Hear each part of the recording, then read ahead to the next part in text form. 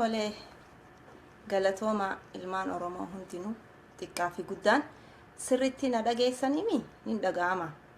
Duraan dursee hin dhaga'ama.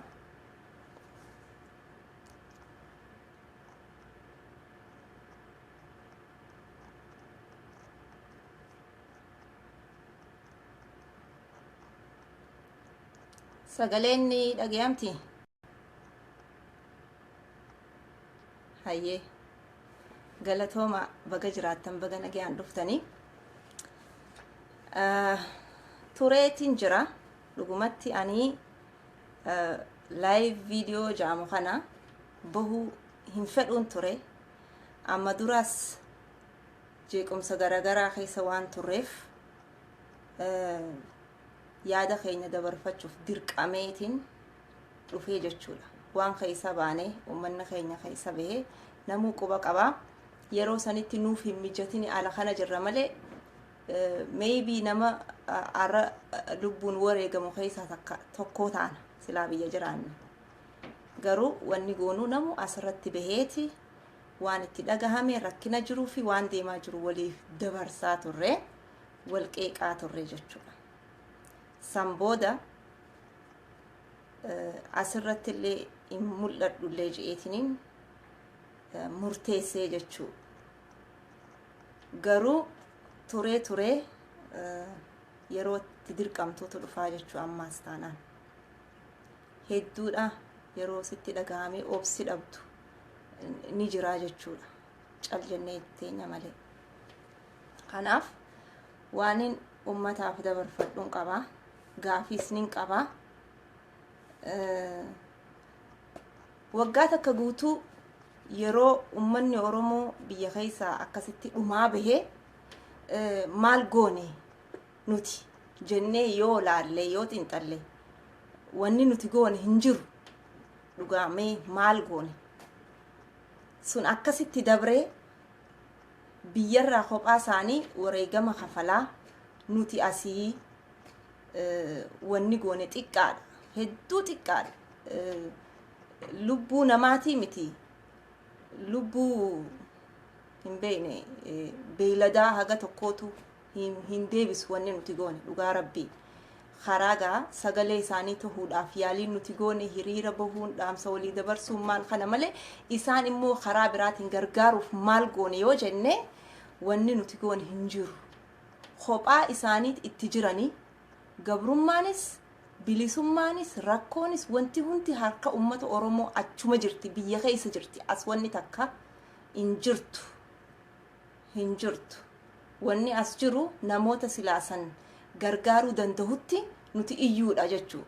Wanni nuti goonu warreen isaan gargaarra je'ee sagalee taanaas maal je'ee dura deemuu jiraami isaan kana push godhuu irratti tattaafachuufaa kana yoo taate malee akka ummatatti akka Oromoo biyya kana biyya alaa jirtu heddummina keenyaan wanni nuti biyyaaf ummata biyyaa san gargaaruuf goone maali yoo jenne hin jiru jechuu dandeenya jechuudha.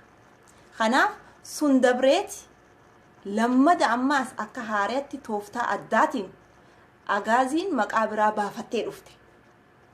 Agaazumaatu liyyuu poolisii ifin je'ee dhufe. Somaalee isaan haasawan kanaaf isaan garaagarummaa takka hin qaban. Takkuma isaan Somaaleen biraan jirtiimi ta Somaalota amma isaan himantana hin deeggarre jiraa bar. Tun ta dantaa isiitiif saba isiitillee mataasii gurgurtee jechuudha. Beelaan fixxee Itoophiyaatti galtee bitamtee OPDO lammadaa jechuudha. Ta afaan biraa haasoftu. Agaaziin duuba isaanis hayar goote maqaa san baafattee dhufte malee namni biraa hin jiru jechuudha. Tooftaa haaraya tuni. Maali? Yeroo isaan akkasitti nama fixaa turan san connectioniin xiyya sirrii miti jaa. Connectionii eeggachaatiin haasa'an interneetiin xiyya wal qixaa miti. Bilbilarra waan ta'eef. Amma ni dhagaamaan isaa.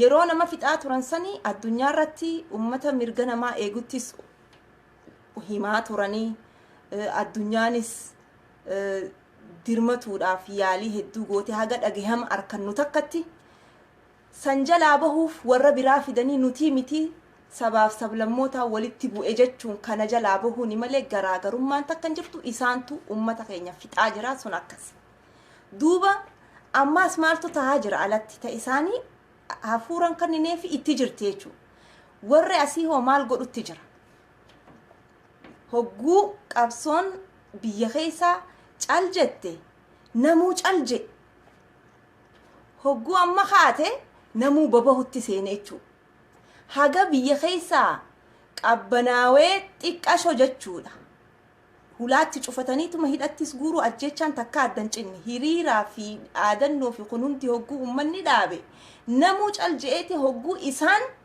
amma bahan oli gadiyaa utti kaan jechuu ani wanni amma ajaa'iba natte maaliif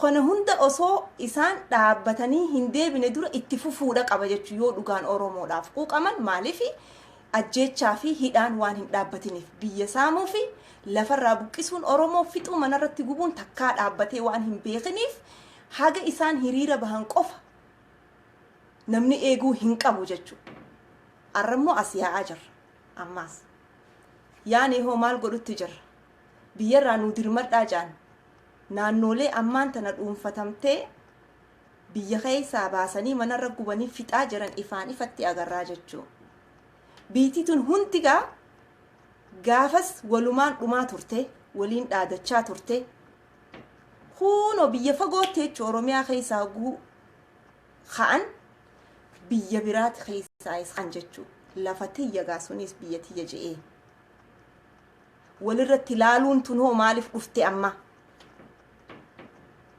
waan kana hunda maaliif hamilee kannuu fi dhabuu nutis deeggarsa fedha namni haga fedhe wareegamallee kafalu lubbuun tun qaaliidha hogguu hamilee dhabe namni waa if biraa dhabe meeshaa harkaan qabne if qusata haga qophaa'u jechuu kanagaa nuti kajabeessuu qabu ummata at least lubbuu kan nu eegan dandeenye diinagdeen bira dhaabbachuu danda'uudha jechuu eenyutu san godhaa jira san lammaffaa ummata irra xiyyeeffata namni hedduun amma ummanni tokkummaan qabuu jaan ummanni adda qoqqoodamee kutaa fi kutaa jalatti galeeti rakkina uumaa jira tokkummaa haballeessaa jiru ummata jaan ummataatu tokkummaa dhabe moo dhaabaatu tokkummaa dhabe maaliif dhaabni oromoo bakka kudhan jiru kun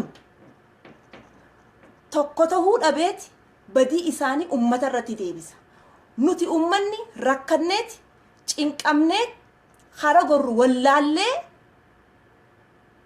bakka bakkatti namuu adda qoodamus haqa qaba maaliif waan jala deemuun qabu gaa ifiif wal qooddanii wal hirtanii aangoo irratti wal fixanii ummata komachuun bu'aa kan qabu an arraan tana wannin irratti xiyyeeffachuu barbaadu tokko dhaabootii oromoo kana jechuudha kudhan oromiyaan kutaa kudha takka qabdi dhaaba kudhan qabna kutaa dhaaba tokko qofaafi maaliif kudha takkan goone tokkotti adda hiranna eegaa tokkotti adda hiranna kudhan qabnaa tokko hafe kutaa kudha takkaaf jechuudha maaltu hafe isinii galee dhaabooliin tun hundi isii wanni isiin hojjechaa jirtu maali jennee yoo laalle ammaas hojii takkan agarreen dhugaa janna malee haqa haa dubbannu yoo waan hojjanne karaarraa maqa ummanni oromoodha ifiif du'utti jira ifiif qabsaa'u jira ifiif lafa isaa dhabu jira ifiif ilmaan isaa dhabu jira ifiif waa hunda isaa dhabu jira jechuudha ifiif tana keessaa is baha maaliif waa takka godhaafi hin jirtan walgayii takka nagarre tole jenneeti yoo nagayini takka dhufe yoo jijjiiramni tokko dhufe jenneeti cal jenne malee waa hojjechuu jirtanii fi isin goota jechuuf gootni duraan dabre warra isiniis hirmaachisaa ture sani goonni dhaabni hundi qaarra jirtan jechuudha komannaan sirritti komachuu irdina jiru hundatti himu dhaabni oromoo arraan tana jiru yoo lamaan tokko ta'e malee haga arraa duraanis numa jira amata sagal amata kudhan numa jira akka haareetti as bahanii ani waa takkallee humaan balleessine ganaa haaree jechuunis faayidaa takkan qabdu. Namni akkuma waan amma dura dabre dhaabootii biraa keessatti komatutti hunda komachuu danda'a beekadha. Waan tokko isin godhuu dadhabees ummatatti himaa. Walitti dhufne nuti ni feena isaantu hin feeneenis hin ta'u. Rakkoo teessan isintu beeka nuti hin beeynu nuti qawwee isin hidhanne garuu seenaa ni beeynaa ni dubbisnaa waan tahaa ture ni beeynaa jechuudha. Warra achi keessa ture warra miidhame warra haqa itti qaburraa ni dhageenya nu barsiisan jechuudha. San dubbanna malee qawween nuti hidhannee isin jala deemnee isin jiru umriin teenyas hin geenye yeroo sanitti. Seenaan garuu ni dubbatama jechuudha. Kanaafuu tokkummaa dhabdanii waan tokkummaa isin dhoorke haga arraa ummanni beeka ni beeytanii. Riizina itti tokko ta'uu dhaban hin beeynu bar hin dandeenye malee riizina san beekuudha qabna. Yoo hin dubbanne qonnee sanis ni baasna jechuudha. Dhaabooleen amma jirtu tun hundi duraan bakka takka turan. Walirra haa cimuu malee irra hedduun isaanii harki isaanii warra dhiigaan dhiqameedha. Namni hedduun jechuudha. Ka as keessa jijjiru achi keessa jijjiru. Kophaa nama bileem godhu miti. Kanaafuu yoo san ibsaa saaxiluu sodaatanii tokkon taanu jettanis nutti hima. Ummanni Oromoo waan ta'uuf qopheeffatee if dura buusee deemuudhaaf qophaa'uudha qaba jechuudha. Amma wanti Oromoo baasa ajjeesanii du'uu qofa. Ummata hidhachiisuu qofa. Yoo dhugaan ummata Oromootiif dhaabbattan taate ummanni isin dhagahaa nama isin jala deemu isin hundi ni qabdanii mii? Isin hundi namoota keessan jechuudha. Miseensota keessan deeggartoota keessan walitti baasaati. Maallaqa walitti buusaa. Ummata kanaaf waa takka godhaa. Akkanumatti teessanii itti yaannee waa sirreessine jettanii haga namni lafarraa duguugamuu eeydanii hogguu addunyaan jidduutti buutee riferendamiinis haa ta'u maaliinis haa ta'u mirgi ummata haa eeggamu jettee biyya seente shaanxaa keessan guurratanii biyya seenuun hin ta'u. Amma sochii teessan jalqabuu qabda. Yoo qawwee hin qabaanne yoo waraana hin qabaanne as keessatti bakka garagaratti konferensii garagaraa walgahii garagaraa ummata dammeessitanii gootanii hara dandeessan hundaan ummata biyyaa gargaaruu danda'uudha qabdan jechuudha. Xiyyeeffannaan keessan bakka takka qofarra jira ammaan tan.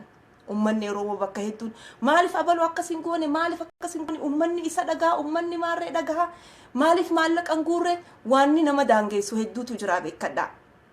Keessattuu warri miidiyaadhaa waan kana godhuu hin danda'u. Ummata hidhachiifnaa qawwee nama hidhachiifnaa maallaqa walitti buusaa jechuu hin danda'u. Seeraan dalaga seera biyya tanaatiin dalaga seerri biyya tanaa ni dhoorka. Ummata hidhachiisuu warra lola banuu fi warra lola terrorizimii je'ee mootummaan biyya kanaa ka biyyaa nu himee fudhatutti haala saniin qawwee nama hidhachiisa jechuun maallaqa takka gabbahanii guurraan hojiin isaan itti jiranis ni baddi guyyaa takkatti dipoorti godhan jechuudha siyaasa jechuudha. Kanaaf namni sanirraa walabate harka lafa jalaatiin isaanis irratti gargaarsifachaa ummata keenya jalaa gubbatti hidhachiisuu fi diina firraa dhowuudha malee ajjeechaan yoomuu ummata Oromoorra akka hin dhaabbanne ifaan ifatti beekuu qabdan. Abaddan hin dhaabbatu. Karoora waggaa 5 je'ee kamallas kaayee deeme san hojiirra oolchu jiran. Ummata Oromoo heddummina isaanii xiqqeessuun ni danda'ama ka jaamsan amma hojiirra oolchaa jiran jechuudha. Sanii jechuudha. Kanaafuu arra tuffii isaan bira kuteeti ummanni Amaaraa tuffii nuuf qaban ibsachaa jiran. Wanni takkaarra kana kaasee sani ani ammaas laala. Ummanni kun duraan nuti sabaaf sablammii biyya keessa jirru waltaanee diina kana firraa kaasuu qabna warra jechaa ture. Arra garuu waggaa takkaa fi ji'a meeqa Oromoo duutu qofa arkanii nuti wal nyaatu arkanii dhaaba 10 hin jiru bara addunyaarra Oromoo qofa dhaaba 10 qaba arkanii kana hunda arkanii ummanni kun faayidaa hin qabu jaan jechuudha. Ummanni kun faayidaa hin qabu yoo liyyuu poolisii jaanii Somaaleen firiilam agaaziin maqaa san jijjiirratti ara ummata dhooytu kanallee akka firraan qabne ummanni isaatu gargaaruu hin dandeenye nuti lafarraa fixnee biyya san qabachuu dandeenya jaanii warri duraan nu kabajee nu sodaatullee arra lafaanutti ka'eeti Oromoon Harargeetii fi Oromoon Arsii walitti dhufeenyaan qabdu tokko ta'uu hin dandahan shanyiin takkaa miti oromummaa walitti dhufan aadaa takka qaban oromoo miti haga nuun ja'anirra arraan tana geenyee jechuu kuni maaliif tuffii isaan qaban sodaa keenya hin qaban amma booda kabajaan nu idduu dhumtee jechuu isaat gubbaa ta'anii argitanii tuffii dhaabni keenya gaa tokko ka duraan diduu turre san sababni irra dinnu tokko kana jechuu dhaaba odeef isaanii wajji jiraami osoo inni isaanii wajji jiruuti isa biratti nu arrabsan jechuu wanni tokko ka ittiin deeggarreef tokko guddaan kana namni dura if kabachisiisuudha qaba silaa kabajanii oromoo kabajanii dhaaba sanuu wajji hojjanna jaanii jiranii maqaaf dhaaba maarree dimokiraatawaa oromootiin jenneere fitti as qabanii silaa sanumaahu kabajanii arra oromoo hagas takka miidiyaan isaat yoo namtichi sunuu wallaalaa ta'e waan akkanaa hin dabarsu ture kana eenyugaa dhaabni silaa bakka nu bu'ee isaanii wajjin nu bilisoomsuuf dhaabbatu san gabbahee nu dubbatuu hin dandeenye jechuu ani ummata kiyyaafin dhaabbadhe sabaaf sablammii biyyaa kabajuudhaaf Itoophiyaa tokkummaa Itoophiyaa san jaaruudhaaf ummata kiyya kabachisiisu ummata keessan kabachisiisuufin isinii wajji jira malee akka arrabsitanii fi miti yoo ja'ee ija itti baase nun arrabsan saniif garaagarummaa hin qaban anaaf personally deebi'ii gahaa hatattamaan yoo hannuu fi baatan diinni keenya guddaan arras borus isaan ummata kana osoo hin taane waan bakka nun buune bakka nun bu'u jennee habashaatti simuu qabnaa jechuudha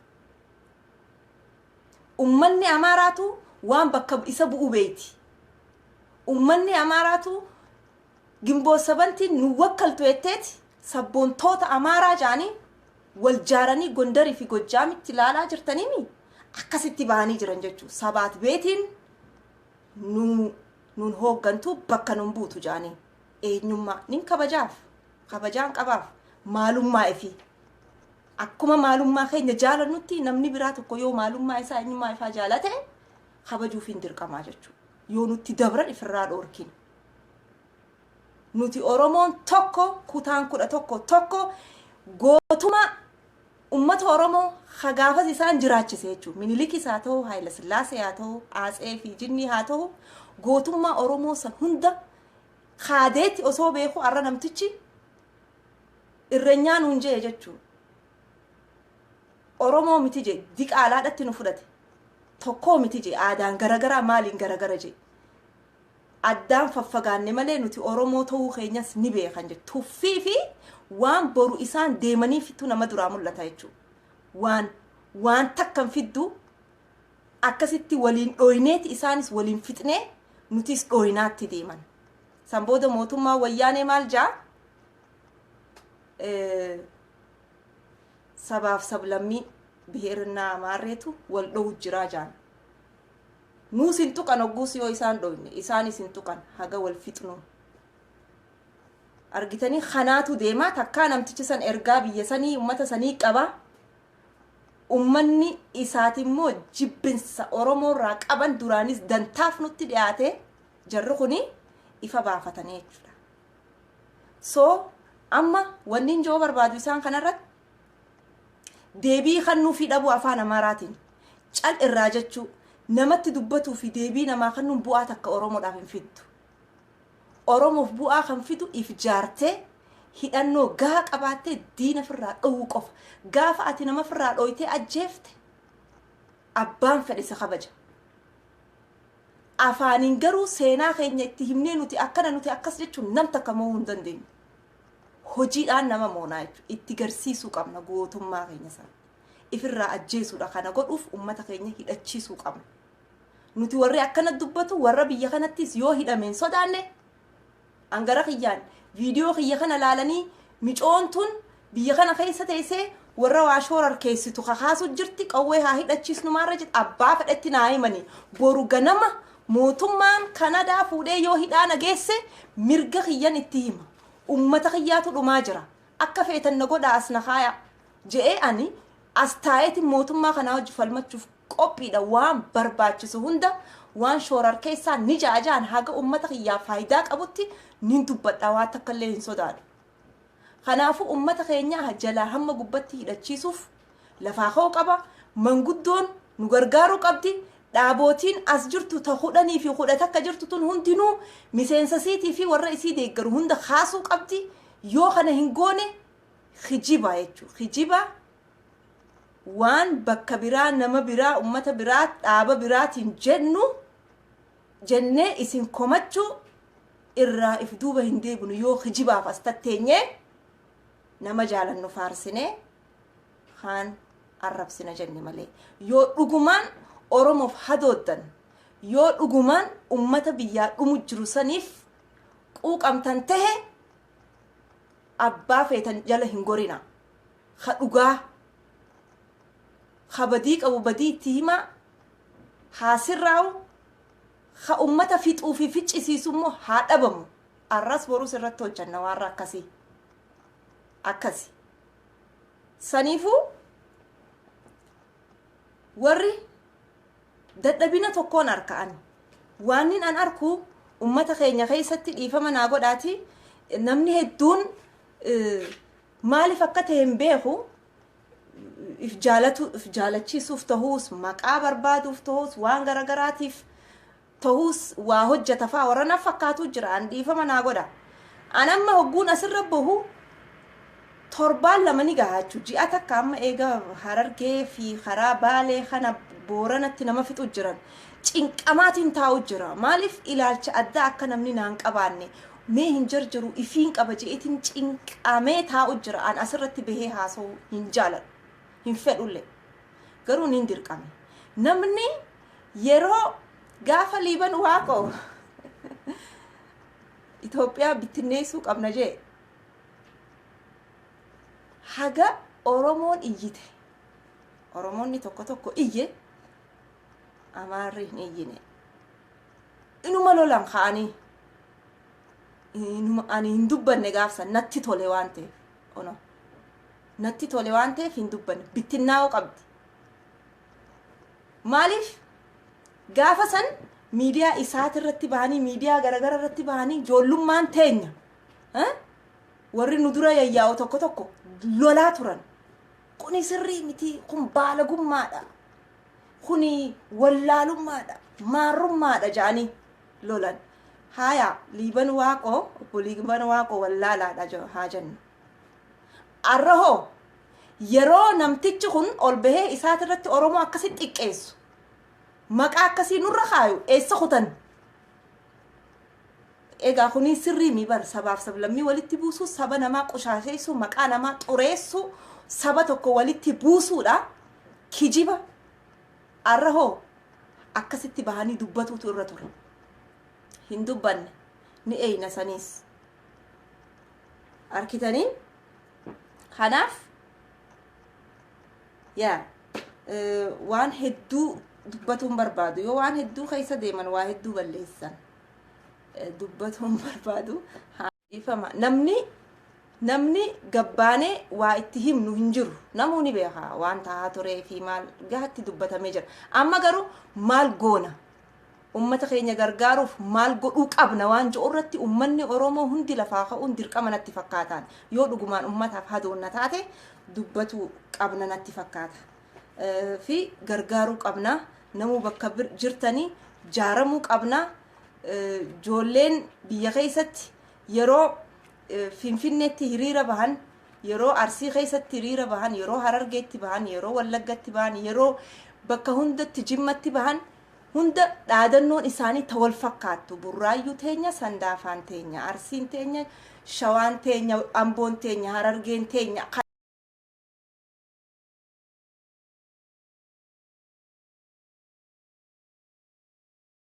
qaamaan irratti hirmaatanii namni manni duuseen akka bakattiin sossoone eeguu jira. Rakkoo kana hunda gargaaru bakka jiranirra akkuma magaanitti sagalee walii ta'uudhaan wal gargaaru waliif labsu hiriira bahuudhaan ummata kana hafuura itti kutuun akka danda'amutti irratti yoo hojjetame gaarii natti fakkaata.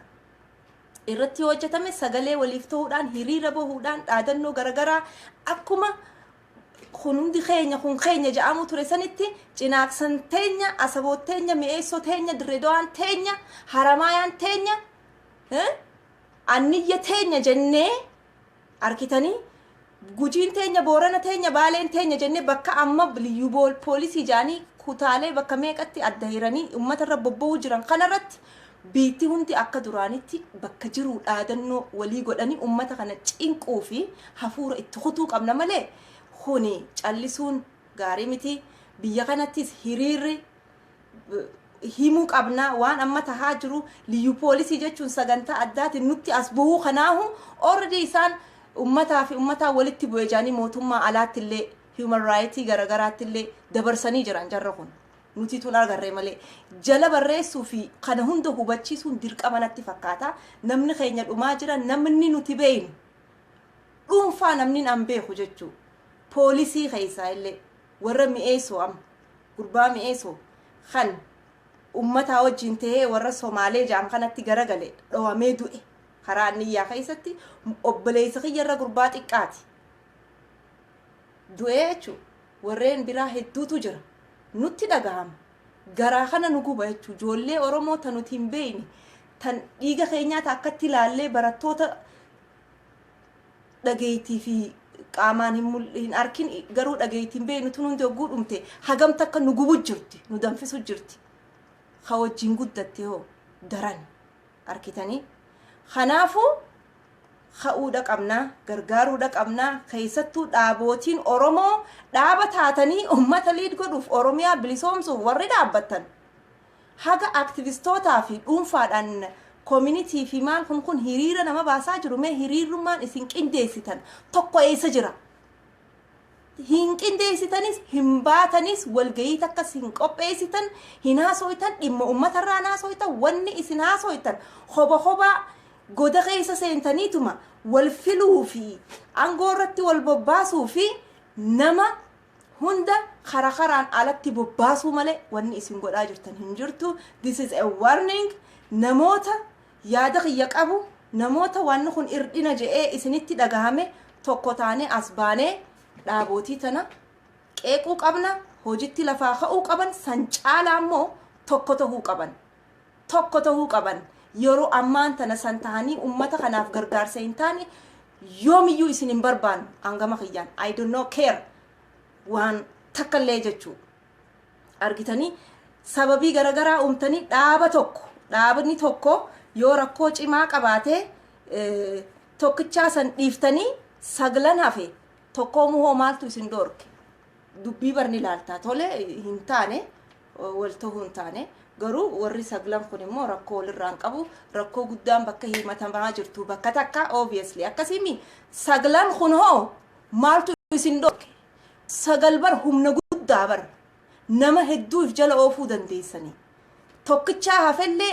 keessa jiru ka dubbii balleessuu fi hawaafi xuwaa ajjeesuu qabsoo balleessu hooggansarraa rakkoon keenya keessaa dhabamsiiftanii waraana hanga jiru waraanni ni facaanamni jo'uni jira hin jiru maaliif waraanni tokko dhaaba kamuu jala jiru badiinni qabu hin jiru maaliif ifiif waa godhuu hin danda'u gaa ajaja malee ka gubbaa taa'u santu qollofee ta'a yoo bobbaasees akka gadi bahee ol hin deebines ka godhuu isaa no ni idea takkan qabu jechuu waraanni ni baha waan isa mudatu hin beeku ajajaan malee sossohuu hin danda'u badii takkan qaban isaan jechuu isaan san warra deemuun warra nama fixaa ture warra qabsoo jallis warra qabsoo gurguratu isaan ni beeyna jennaan isaa akka wanni kun xaragamu akka qulqullaa'u godhanii waraana qabnurratti abbaa feene oofachuudha malee dakkaa wal godhuun hin jiru kana arkitanii sani warreen especially biyya alaa keessa taa'u hattuu warra biyya alaa keessa taa'u ha ammaan tana wanni na gammachiise yeroo maallaqa dhiyoo tana guuran bakka garagaratti sumuuniin takkan kennamtu jechuun san an na gammachiifte maa na gammachiifte beeyta maallaqni san yoo bu'ellee nuti akka beeynu biyya kana keessattis qabeenyu qabeenyi guuramu hundi irra guddaan ifiif nyaatan damooza isaaniiti makiinaan bitatan manaan jaarratan ciqilfatanii itti bashannanan takka waraanatti hin dheyne takka miskiina biyya jiru hin hidhachiifne warri asii akkana namarra bobbaasee nama arrabsu ilmaan kaadire ilmaan milishaa dargii jechuudha ilmaan ihaappaati ummanni kun maallaqni san hafuun isaan irra gubdi waraanarra magaalaa santu itti cufame arraantan akkatti suumuunii takka arraas boruu siin kenninuuf jechuudha qabsoon xaliila hudha qabdi akkasi kanaaf isaan wanni isaan gubee namarra bobbaasu hattuun biyya tana keessa jirtu maallaqni hogguu konyaan garagaraa guure taaksii itti bitanii taaksii maqaa isaanii bitanii ifiif oofan irra walaniiti taan gurguranii taan tanamni itti dideefaa jira taniin an beeku magaalaan an jiraadhu tan haisa taaksii sadii bitaniiti maallaqa dhaabaatiin takka lama niu caccabxee dhumarratti taan gurguranii tokko nama harkatti haftee hin kannu waan feetan fidaajee ooffachaa jira warra maallaqa guruu beek sanis keeysaan ari'amu maaliif kasilaa isaan ari'uu qabu ifiifis waan nyaatu jiraami wal saaxilan akkasitti jiranii nama gaaga hojii warra kana keessaa duguugamuudha qabanii jechuudha kanaafu warri dhaaba ofiin jee as deddeemu hundinuu kabajaa isinii qabna isin jaalanna dhaaba keenya hundanii jaalanna waan isin rakkise tokkummaa isin dhoowwite tana nutti hima hin beeynu riizina keessan haga ammaan tanaa hin beeynu tokko tahuu didanii malee maalii rakkoon teessan hin beeynu rakkoon tun gaa waan hedduu waan dhageenyutu jira waan dur hojjatan maalii isin hundi bakka takkaa dhuftan hundinuu adda bilisummaa Oromoo turtan achi keessaa bubuqqaataniiti rakkina jiruuf jecha hobaa baatanii amma maqaa babbaafatan gaafa achi turtan san garuu hedduun keessan qulqulluu miti yes namni achi keessa ture irra hedduun keessattuu haala kana jiru you're not clean just because achi keessa baateef don't call yourself a clean person yes there are a lot of criminals jechuudha kanaafu yoo nutti hin himne takka takkaan backgroundii keessan qoranneet as baafne jechuudha warra maqaa achi keessa jijjiirratanii warra maqaa abbootiin keessa warri keessan isinii baase kanuti hagaarraan beene maqaa biraatiin if yayyaamtanii as teessan hunda ganaa backgroundii keessan baafna maaliif hojiin teenya tana kana booda kanarraa hafe sirba tokko baasaatiin jira sun ni bahaa jechuudha wahuma kana laalchisee isin hunda laalchisee dhaaba Oromoo hunda laalchisee sirba tokkoon qaba gadi isinii baana jechuudha akkasi kanaaf warri akka kiyyaa hagabbahee dubbatu artistoota keessaa aanafaa jira Khadiir Martuu ni jira Habtaamuunis ni jira warra dubbatu haga ammaa kaniin arki artistoota keessaa agarre warreen kaanis hin dubbatan jechuumi dubbatu jiran asirratti hin dubbatan malee wal beeyna kanaaf sagalee namoota garigariitis nu bira jirti wanni xaxamaa jiru bakka hedduurraa WhatsApp wantiin seena we hear yeah so if sirreessaa jechuudha tokkummaa ammataa feenaan albahaa dubbadhaa asirratti hin dubbattanii waan achii jalaa xaxxan dhiisaa yaa garaan keenya qulqulluu warri bahee dubbatu garuu warri achi jalaa waa hidhu nama alatti gabbobaasu I know them one by one sagaleen teessan takka takkaan na bira jirti warra miidiyaa irratti baatanii ammaas dubbatan miidiyaa garigari of eeggadhaa wal beeyna yaa warri biyyatti poolisii OPDO ture waardiyaa abbaa duulaa ture fiildii garagaraa keessatti footoon teenoo harka jirti jechuudha akka namoota garii dokumentiin kee na bira jira faayilli kee na bira jira maal jira sanii miti amatanii na bira jira mazgabni kee jechaatuma bahee namuu mazgaba bahee tokko nagar akkasii miti wanni amma jiru kun poostillee taheeti quba qabdaa ijoollee Ameerikaa jirtuu fi nullee dabalatee lolleeni report goone suuraalee teessan achirraa kaafne yinoo waan hin jiru eenyu akka taateef beeyta so please stop dubbii gamana dhohu dhaabi alaabaa if duuba keesse okay alaabaa if duuba keesse gaafa namni alaabaa saniif du'aa jiru you were protection abbaa duulaatiif fi warreen akka isaatiif eegaa turte seenaa sobaatti miidiyaa irrattis himatte you have to be careful tole so qas je'ii taragaaggeeti dhaamsa kee dabarfadhu ummata kakaasi hedduun babbalaqin fa'i kana warreen biraatis akkasumatti kanaan dhaammachuu barbaada dhumarratti maaliin jechuu barbaade yaa